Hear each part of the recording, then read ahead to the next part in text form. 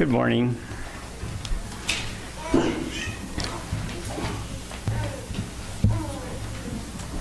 going to be sharing some scripture from Romans 7. I was going to share on Romans 8, but I backed up to Romans 7 and started reading some there, and don't know where to begin today, don't know where to end. So I'll try to put a halt to it somewhere. But let's listen to God's word here. Chapter 7 of Romans deals with God's law, how it reveals our sin. So I'm actually going to pick it up in verse 7 here, so I don't read everything here. It says, "Well then, am I suggesting that these laws of God are evil? Of course not. No, the law is not sinful, but it was the law that showed me my sin. I would never have known the sin in my heart, the evil desires that are hidden there, if the law had not said, 'You must not have evil desires in your heart.' But sin used this law against evil desires by reminding me that such desires are wrong and arousing all kinds of forbidden desires within me. Only if there were no laws to break would there be no sinning. That is why I felt fine so long as I did not understand what the law really demanded. But when I learned the truth, I realized that I had broken the law and was a sinner, doomed to die. So as far as I was concerned, the good law, which was supposed to show me the way of life, resulted instead in my being given a death penalty. Sin fooled me by taking the good laws of God and using them to make me guilty of death. But still, you see, the law itself was holy, right, and good. But how can that be? Didn't the law cause my doom? How then can it be good? No, it was sin, devilish stuff that it is, that used what was good by bringing about my condemnation. So you can see how cunning and deadly and damnable it is, for it uses God's good laws for its own evil purposes.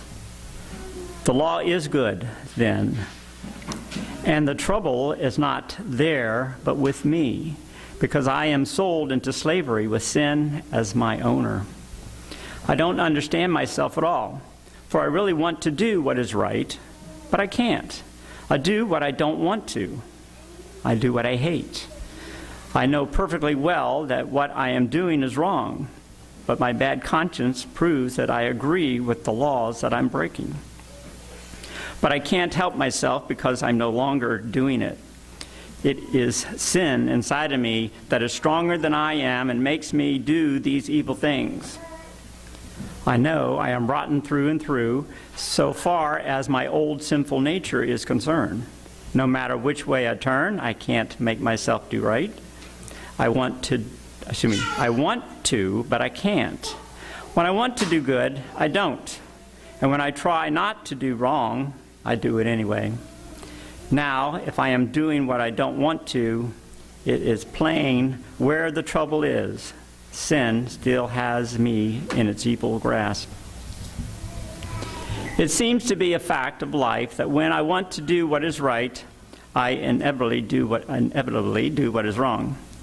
I love to do God's will so far as my new nature is concerned, but there is something else deep within me, in my lower nature, that is at war with my mind and wins the fight and makes me a slave to the sin that is still within me.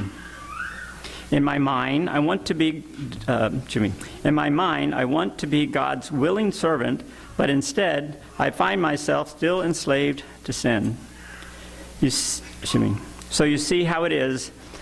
My new life tells me to do right, but the old nature that is still inside of me loves to sin. Oh, what a terrible predicament I'm in. Who will free me from my slavery to this deadly lower nature? Thank God. It has been done by Jesus Christ our Lord. He has set me free. So there is now no condemnation awaiting those that belong to Christ Jesus. The power of his life-giving Spirit, and his power is mine through Jesus Christ, has freed me from the vicious cycle of sin and death. We aren't saved from sin's grasp by knowing the commandments of God, because we can't and don't keep them. But God put into effect a different plan to save us. He sent his own Son and a human body like ours, except that ours are sinful, and destroyed sin's control, and it destroyed sin's control over us by giving himself as a sacrifice for our sin. So now we can obey God's law if we follow after the Holy Spirit and no longer obey the old evil nature within us. Those who let themselves be controlled by their own nature live only to please themselves. But those who follow after the Holy Spirit find themselves doing those things that please God.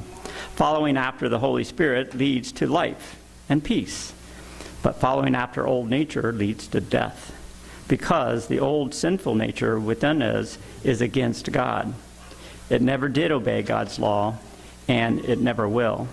That's why those who are still under the control of their old sinful selves, bent on following their old evil desires, can never please God. I'm going to stop there. That's a little different version than reading the King James, which I normally do, but sometimes when I read, well, not sometimes, a lot of times when I read Paul, I'm thinking really hard and trying to understand what he's going at. This puts it in a little clearer English to me. My mind is a little more simple, and it really helps me to understand, so praise be to God. So what I'm looking at here is Jesus Christ died for my sins, my sinful self, and the law could not save me. It's very clear and very plain here that God gave us the law to show us that we need salvation because we're sinners. We're separated from God. The only way to have your connection with God is through Jesus Christ's blood and accepting that. So we're going to partake of the elements here right now, and I'd like to have two men come up and help serve those. And while you're waiting to be served, everyone, I want you to be contemplating on yourself and what sin lies within you and how you can turn that over to Jesus Christ, who washes it away, no matter what it is. So I have two men, please.